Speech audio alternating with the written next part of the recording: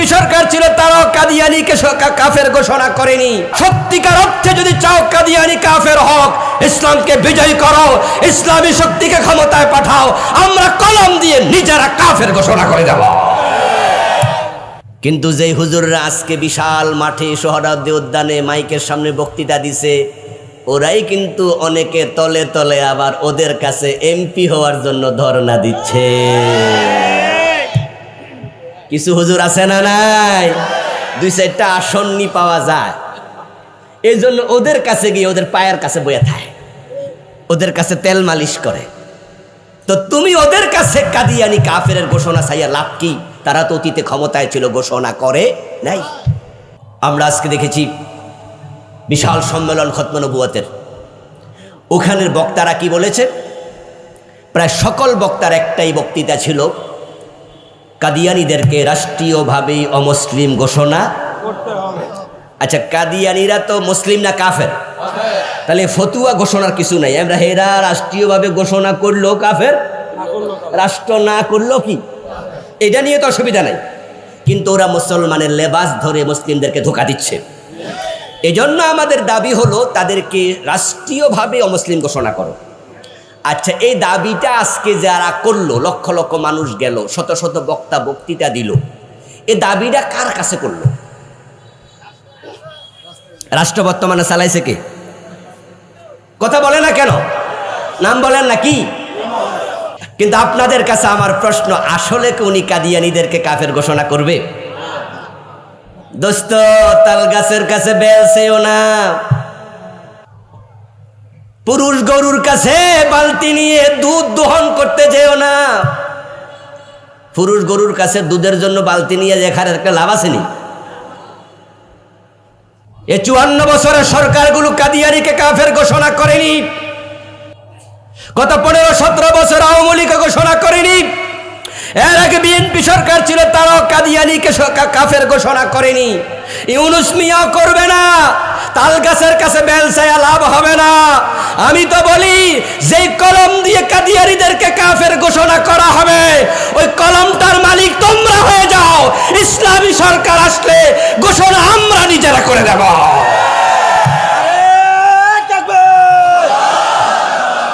কাদিয়ানীরা কাফের, কাফের, কাফের, কাফের, কাফের। আমার প্রিয় ভাইরা, তাল গাছের কাছে বেল চাইলে যেমন পাওয়া যায় না, পুরুষ গরুর কাছে দুধ পাওয়া যায় না, এই জাতীয় যারা ইসলামী মানে না, ডক্টর ইউনূস মিয়াকে আমরা ইসলামওয়ালারা ক্ষমতায় বসালাম। এই জুলাই বিপ্লবের পিছনে অবদান কাদের বেশি? ইয়াদের, ওই রামবামদের। ওরা তো আগে জালেমদের, ফ্যাসিস্টের দোসর ছিল। যে 2000 শহীদ হয়েছে, তার মাঝে 14-1500 হলো নামাজি ইসলামওয়ালা পোলাপান, মাদ্রাসার ছাত্র, কলেজ ইউনিভার্সিটিতে নামাজ পড়ুয়া ছাত্র। আমাদের রক্তের উপর দিয়ে ডক্টর ইউনূস ক্ষমতায় বসলো, তারা আমরা আনলাম। আনার পরে উনি যে কমিশন বানালো সংস্কার, তার মাঝে 1 নাম্বারটা ছিল নারী নীতি সংস্কার, যেটার রিপোর্ট দিছে সবাই আগে 1 নাম্বারে দিছে। ওটাতে যেই প্রস্তাব দিছে ইসলামই থাকে না। ওরা নারী নীতির মাঝে লেখছে ইসলামের কারণে নাকি নারীরা বাংলাদেশে নিচে পড়ে আসছে। ওই যে আমি বলেছি, তাল গাছের কাছে বেল চাইয়া লাভ নাই। ডক্টর ইউনূস এগুলো করবে না, গত সরকার করেনি। এই বিশাল সমাবেশ করে লক্ষ কোটি টাকা খরচ হয়েছে, লাখ লাখ লোক কষ্ট করেছে, রেজাল্ট কিন্তু 0 হবে। তারা এটা করবে না। সত্যিকার অর্থে যদি চাও কাদিয়ানী কাফের হক, ইসলামকে বিজয় করো, ইসলামী শক্তিকে ক্ষমতায় পাঠাও, আমরা কলম দিয়ে নিজেরা কাফের ঘোষণা করে দেব। ইসলাম বিজয়ের একটি সুযোগ বাংলাদেশে এসেছে, এই সুযোগ কাজে লাগায় দাও। মাথা তুলে দাঁড়ালে হতে পারে আগামীর সংসদ কোরআনের সংসদ হয়ে যাবে। মর্নিং সোজ দ্য ডে, বিখ্যাত ইংরেজি প্রবাদ, প্রত্যুষ দিবসের প্রতিচ্ছবি। আগস্ট বিপ্লবের পর, জুলাই বিপ্লবের পর 5ই আগস্ট যখন রাম বামেরা বাংলাদেশ থেকে পালিয়ে গেল, বাংলাদেশের দৃশ্যপটটাই চেঞ্জ হয়ে গেল। আজকে যেই হেফাজত আপনার খতমে নবুয়তের আহ্বানে ঢাকাতে যে বিশাল সম্মেলন হলো, লক্ষ লক্ষ মুসলিম একসাথ হলো, এর কিছুদিন আগে এই সোহরাওয়ার্দী উদ্যানে আরেকটি বড় ইসলামী দলের মহাসম্মেলন হলো। আসার পথে যাওয়ার পথে অ্যারেস্ট হয়েছে কয়জন? কথা বলে না কেন? অ্যারেস্ট হয়েছে। এখন আমরা যারা আলেম ওলামা আছি, আমাদের মাহফিলে কেউ কি এখন আর মাইক টেনে ফেলে দেয়? কোনো পুলিশ এসে কোনো বক্তাকে অ্যারেস্ট করে? জুলাই বিপ্লবের পর আল্লাহ বাংলাদেশের পরিবেশটাই ইসলামের পক্ষে এনে দিচ্ছে। এখন টিওন অফিসে যান, ডিসি অফিসে যান, এসপি অফিসে যান, এখন দাড়িওয়ালা মানুষ গেলে বরং ওরা আরো সালামদের সম্মান করে। আর আগে দাড়িওয়ালা ফাইলে গর্তে থেকে বাইর করে ধরছে। আমি যে প্রবাদটা বললাম, মর্নিং সজদা ডে, প্রত্যুষ দিবসের প্রতিচ্ছবি, ইসলাম বাংলাদেশে আসছে, আমরা মাথা তুলে দাঁড়ালেই কোরআন এখানে এস্টাবলিশড হয়ে যাবে, বিজয়ী হবে। তার প্রমাণ হচ্ছে ঢাকা বিশ্ববিদ্যালয়, জাহাঙ্গীরনগর বিশ্ববিদ্যালয়, চট্টগ্রাম বিশ্ববিদ্যালয়, রাজশাহী বিশ্ববিদ্যালয়, চাকসু এবং ডাকসু প্রমাণ করেছে এদেশের যুবকেরা, যুবতীরা, শিক্ষিত লোকেরা ইসলামের পক্ষে চলে এসেছে। এখন আমরা একটু মাথা তুলে যদি দাঁড়ায়া যাই, ইসলাম ওরা এক হয়ে যায়, সব ইসলামী দল একসাথ হয়ে যায়, ইসলাম কেউ ঠেকাতে পারবে না, পারবে না, পারবে না। দিন বিজয়ের জন্য সকল ইসলামী দলের একসাথ হওয়া দরকার আছে না নাই?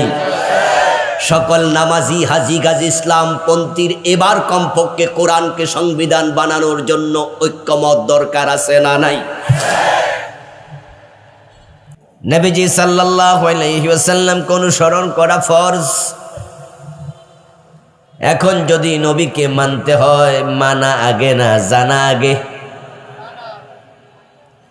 তো নবীজি কেন এসেছেন এটাই জানলেন না, তো মানবেনটা কি?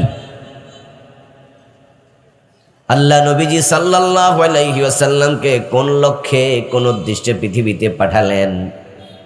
কোরআন মাজিদের 3টা সূরাতে আল্লাহ তাআলা আলোচনা করেছেন।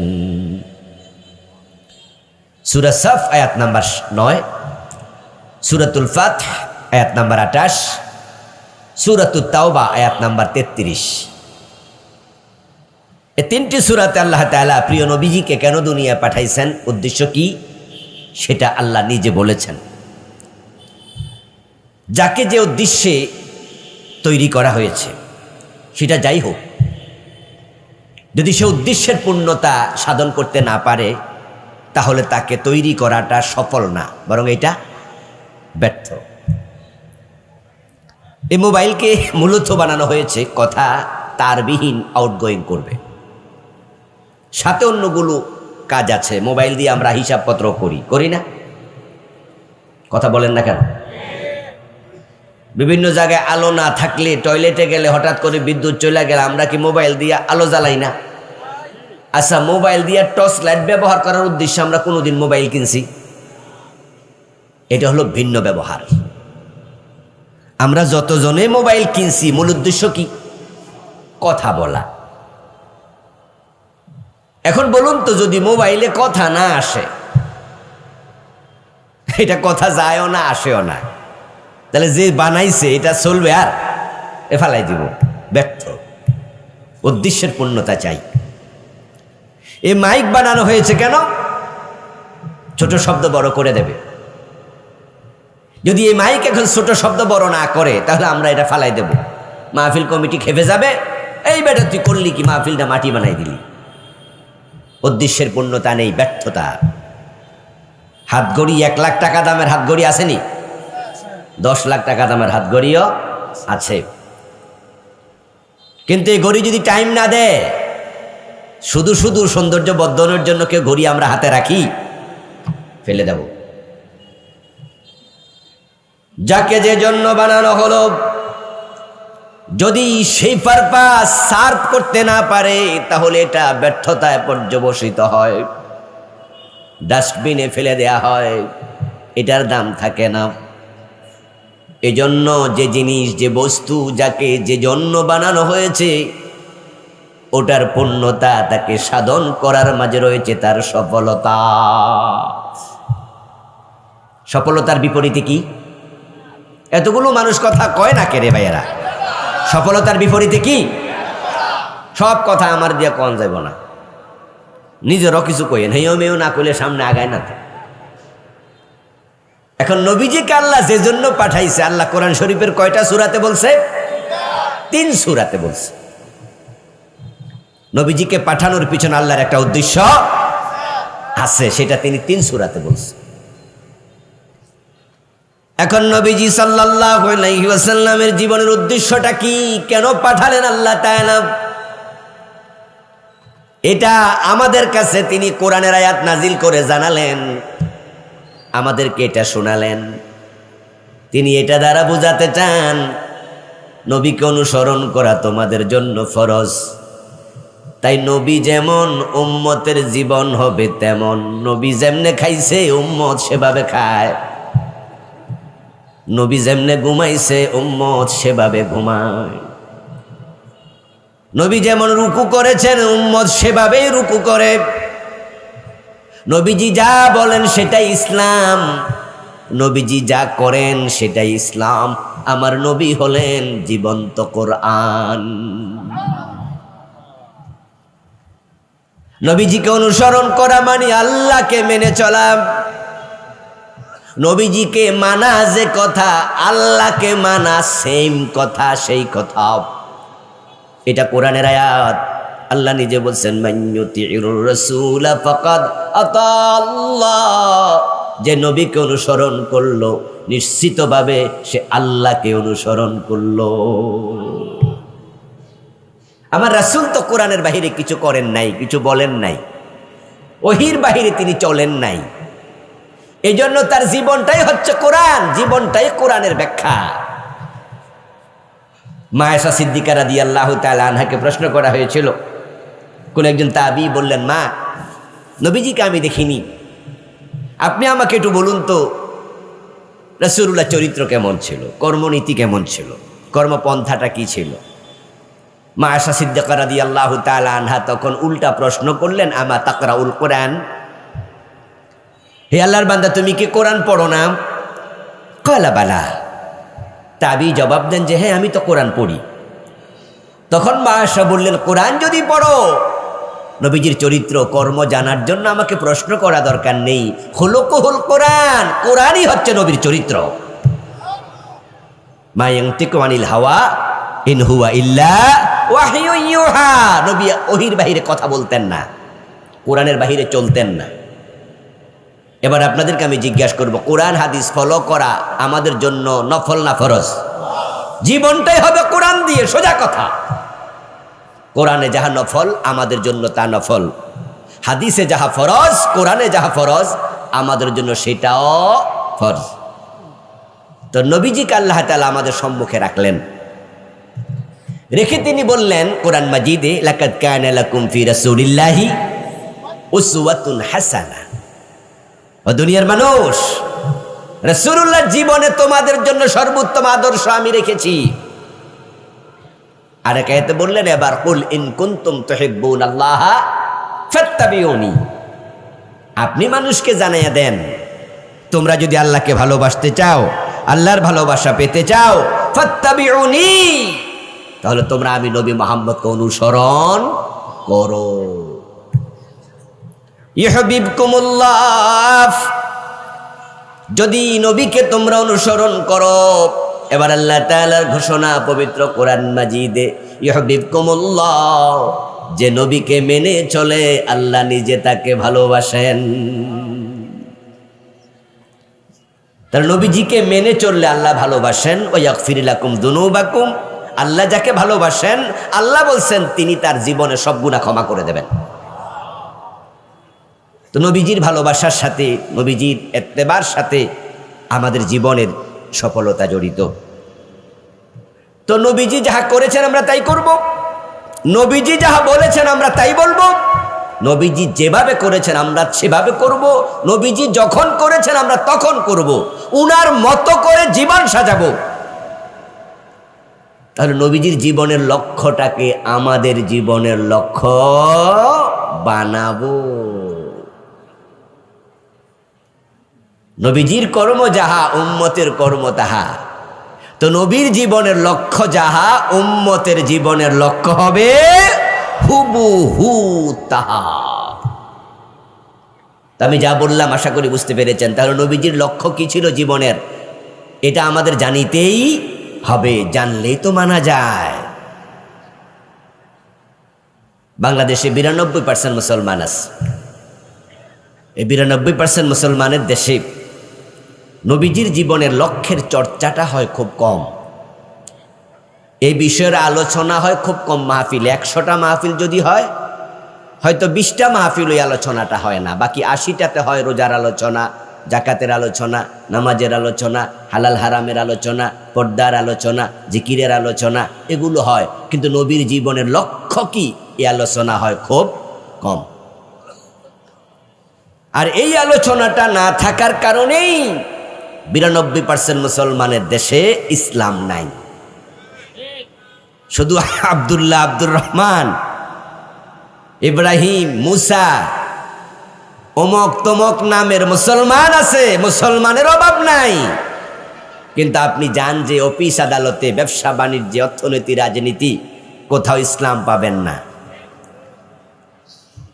হাইকোর্টের বিচারপতি আব্দুল্লাহ, সুপ্রিম কোর্টের বিচারপতি আব্দুর রহমান, সেখানকার সাক্ষী আবার মোহাম্মদ, সেখানকার আরেকজন আসামি সে হয়তো ইব্রাহিম।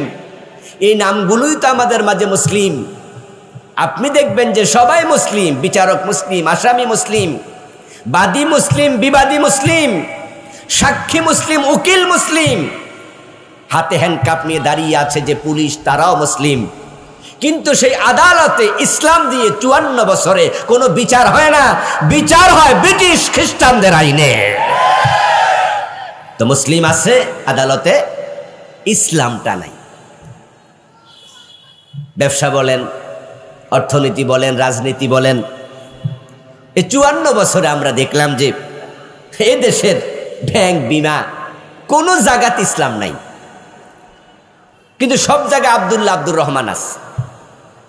এই জন্য আল্লামা ইকবাল রাহেমাহুল্লাহ উনি বিলেত সফর করে ফিরে এসে বলেছিলেন, আমি বিলেতে ইসলাম পেয়েছি, মুসলিম পাইনি, আর ভারতবর্ষে আমি মুসলিম পেয়েছি কিন্তু ইসলাম পাইনি। ও দেশে এত আব্দুল্লাহ, আব্দুর রহমান নাই,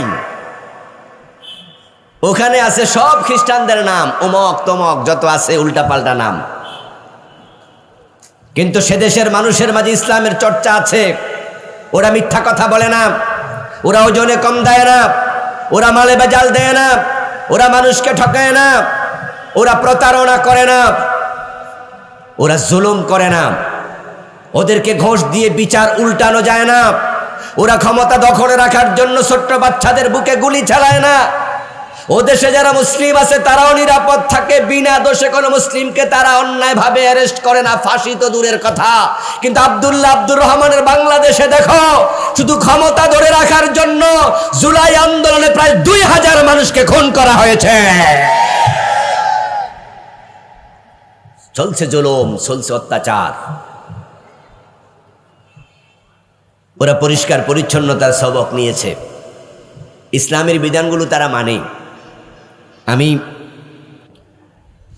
সেপ্টেম্বর মাসের 29 তারিখে দুদিনের সফরে জাপানে গিয়েছিলাম, গত 1.5 মাস 2 মাস আগে। ছোট্ট একটি সফর আমার ছিল। আমি বিস্মিত হয়েছি তাদের পরিচ্ছন্নতা, জ্ঞান, শৃঙ্খলা বোধ দেখে। জাপানের রাস্তাঘাটে আমি ময়লা দূরের কথা, একটা কাগজের টুকরাও দেখি নাই। অথচ ইসলাম আমাদেরকে শিখিয়েছে আত-তাহারাতু শাতরুল ঈমান, পরিচ্ছন্নতা, পবিত্রতা ঈমানের অংশ। আমরা ঘুম থেকে উঠলে ইসলাম আমাদের শিখিয়েছে, তুমি ঘুম থেকে উঠেছো ফজরের সময়, দায়িত্ব হলো ফার্স্টলি নামাজ পড়ো, আর নামাজ পড়তে হলো তোমাকে আগে পবিত্রতা অর্জন করতে হবে। ইযা কুমতুম ইলাস সালাতি ফাগসিলু উজুহাকুম ওয়া আইদিয়াকুম ইলাল মারাফিক। ইসলাম কত সুন্দর করে আমাদের শিখায়। তুমি এবার ওযু করে নাও, ওযু করার জন্য তোমার মশকে পানি রেখেছ, এখন মশকের ভিতরে হাতটা তুমি ঢুকিয়ে দিও না। নবীজি বললেন, তুমি জানো না আইনা বাতাত ইয়াদাক, রাতের বেলায় তুমি যখন ঘুমিয়েছো তখন তোমার দুই হাত কোথায় ছিল? হতে পারে চুলকানোর জন্য তোমার দেহের এমন কোন জায়গায় হাত গেছে যেখানে ময়লা লেগে গেছে। এখন তোমার মশকের ভিতরে, তোমার মগের ভিতরে, জগের ভিতরে হাত ঢুকাইলে পুরা পানিটা নষ্ট হয়ে যাবে। তাই তুমি আগে সেখান থেকে কিছু পানি দিয়ে হাত ধুয়ে তারপরে প্রয়োজনে এবার মশকের ভিতরে হাত দিয়ে মুখ দাও। আমার রাসূল যেখানে পবিত্রতা খুঁটিয়ে খুঁটিয়ে আমাদেরকে শিখাইছে, এখন দেখেন এই পবিত্রতা, পরিচ্ছন্নতা, নাজাফাত, ক্লিননেস, এগুলো ইহুদি খ্রিস্টানরা নিয়া তাদের শহর পরিচ্ছন্ন, কোনো ময়লা নাই। আর আমরা ৯২% মুসলমান, আমাদের শহরের অবস্থা এমন, রাস্তার মাঝখানেও কেউ কেউ প্রস্রাব করতে চায়। সুযোগ ফেলে রাস্তার মাঝখানে প্রস্রাব করে দিয়েছিল। ময়লা তো ফেলবেই। এই জন্য আল্লামা ইকবাল রাহিমাহুল্লাহ বলছিলেন যে আমি বিলেতে ইসলাম পেয়েছি কিন্তু মুসলিম পাইনি, এখানে মুসলিম পাচ্ছে কিন্তু ইসলাম নাই। এই ৯২% মুসলমানের দেশে ইসলাম কেন নাই? যে সমস্ত কারণগুলো আছে তার মাঝে প্রথম কারণ, তারা নবীজির জীবনের লক্ষ্যটা নিজের জীবনের লক্ষ্যকে বানায় নাই। নবীজির জীবনের লক্ষ্যটা কি ছিল? আল্লাহ তাআলা বলেন, হুয়াল্লাযী আরসালা রাসূলাহু বিল হুদা ওয়া দীনিল হক। তিনি আল্লাহ যিনি তার রাসূলকে দুনিয়ায় প্রেরণ করেছেন বিল হুদা। হুদা মানে কোরআন।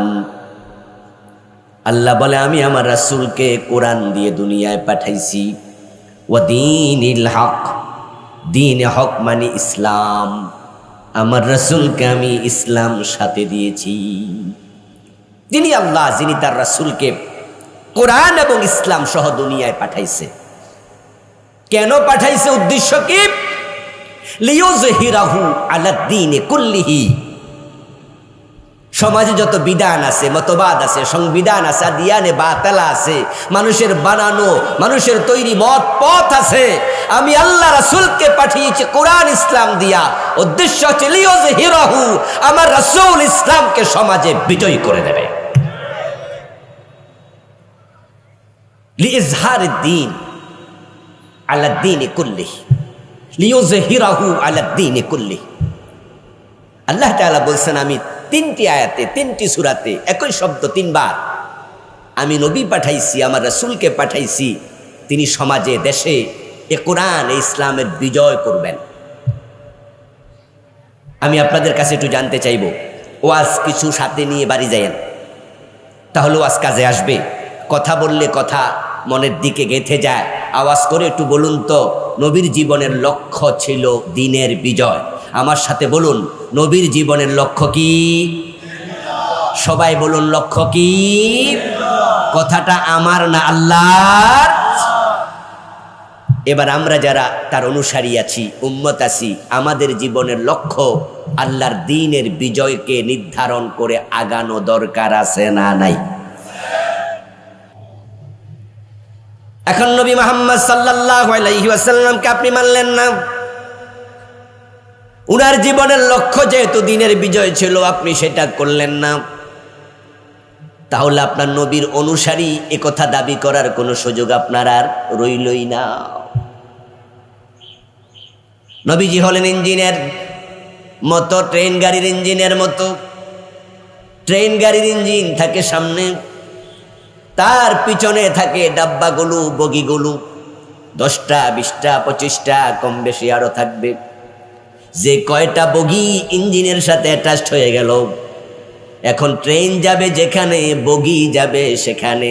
কিন্তু যদি কোনো বগি ইঞ্জিন থেকে আলাদা হয়ে যায়, ট্রেন ঠিকই চলে যায়, বগি যাওয়ার সুযোগ আর নেই। নবীজিকে আল্লাহ তাআলা আমাদের সামনে দাঁড় করালেন, ইঞ্জিনকে যেমন সামনে দেয়া হয়, দিয়ে এবার বললেন যে তোমাদের জন্য নবীর জীবনকে করেছে উত্তম আদর্শ। আরেক আয়াতে বললেন যে আল্লাহকে ভালোবাসতে চাইলে ফাত্তাবিউনি, আমাকে অনুসরণ করো। এখন যেই মানুষগুলো নিজের জীবনের লক্ষ্যকে নবীর জীবনের লক্ষ্যের সাথে মিলিয়ে নবী যাহা করেছেন তা করার জন্য পাগল পারা হয়ে যাবে, সিদ্ধান্ত নেবে দিনের বিজয় হওয়ার আগে আমি থামবো না, ওই মানুষগুলো নবীর সাথে জান্নাতে চলে যাবে। আল্লাহর জান্নাত পাওয়ার জন্য নবীকে অনুসরণ করতেই হবে। জান্নাতে যাইতে চাইবেন কিন্তু নবীজিকে মানতে চাইবেন না, চাইলে জান্নাত মিলে না। যদি চাইলে জান্নাত পাওয়া যেত হিন্দুরাও পেত। এই শিবপুর বাজারে কিছু কিছু দোকানদার আছে, দেখবেন যে তাদের দোকানে মরা বাবার ছবি ঝুলাইয়া রাখছে এবং ছবির মাঝে সুন্দর করে এভাবে লিখে দিচ্ছে স্বর্গীয় দুলাল চন্দ্র দাস। স্বর্গীয় মানে কি? স্বর্গে যাবে না গেছে গা? দোকানদারে অলরেডি বাবারে স্বর্গে পাঠাইয়া দিছে। হিন্দু মিয়া যে তার বাবারে স্বর্গে পাঠাইলো, এতে বোঝা যায় যে স্বর্গে যাওয়ার শখ তারও আছে। স্বর্গ মানে জান্নাত, জান্নাত মানে বেহেশত, বেহেশত মানে হেভেন, হেভেন মানে হচ্ছে বাগান। চোখ, নয়ন, আখি, শব্দ তিনটা, বস্তু কয়টা? একটা। আরবিতে বলে জান্নাত, বাংলায় বলে বাগান, ফার্সিতে এটাই বলে বেহেশত, ইংরেজিতে এটাকে বলে হেভেন, আর সংস্কৃতি শব্দ হলো স্বর্গ। তাহলে হিন্দুরা যে জান্নাতে যেতে চায়, স্বর্গে যেতে চায়, চাইলে কি হয়? আমার দোস্ত তারা চেয়েছে, তারা লিখেছে, কিন্তু তারা জান্নাতে যাবে না, কারণ তারা নবী মুহাম্মদ সাল্লাল্লাহু আলাইহি সাল্লামের আহ্বানে সাড়া দিয়া তারা ঈমান আনে নাই, ইসলামকে তাদের জীবন বিধান রূপে গ্রহণ করে নাই। এখন তারা রাসূলকে না মানার কারণে, ঈমান না আনার কারণে, ইসলাম না মানার কারণে তারা স্বর্গীয় লেখলেও কোনো লাভ নাই। কোনো হিন্দু বেহেশতে যাবে না। আমার আলোচনা যদি শোনেন কোনো হিন্দু, আপনি মনে কষ্ট পাচ্ছেন, হুজুররা কত খারাপ, আমরা স্বর্গে যাইতেও দিব না। ও রাস্তার পাশে দাঁড়ায় দাঁড়ায় বলতেছে, দেখছো না আমরা স্বর্গীয় লেখছি, এটা হুজুরদের সহ্য হইতেছে না, উনারা কত খারাপ যে আমরা বেহেশতে তো ঢুকতে দেয় না, স্বর্গেও দেয় না। আমার দোস্ত, হিন্দুরা জান্নাতে যাক, তারা স্বর্গে গেলে আমাদের কোনো লস নাই। আমরাও তো তাদেরকে জান্নাতের পথে ডাকছি, চাইলেই হবে না। ঈমান আনো, ইসলাম মানো, তোমরা আমরা একসাথে আল্লাহর জান্নাতে চলে যেতে চাই। কিন্তু শুধু জান্নাতে যেতে চাইবা, আবার তুমি লক্ষ্মী পূজা করবা, দুর্গা পূজা করবা। এই আকাশ এবং জমিন তো দুর্গা লক্ষ্মী বানায় নাই, বানিয়েছে কে?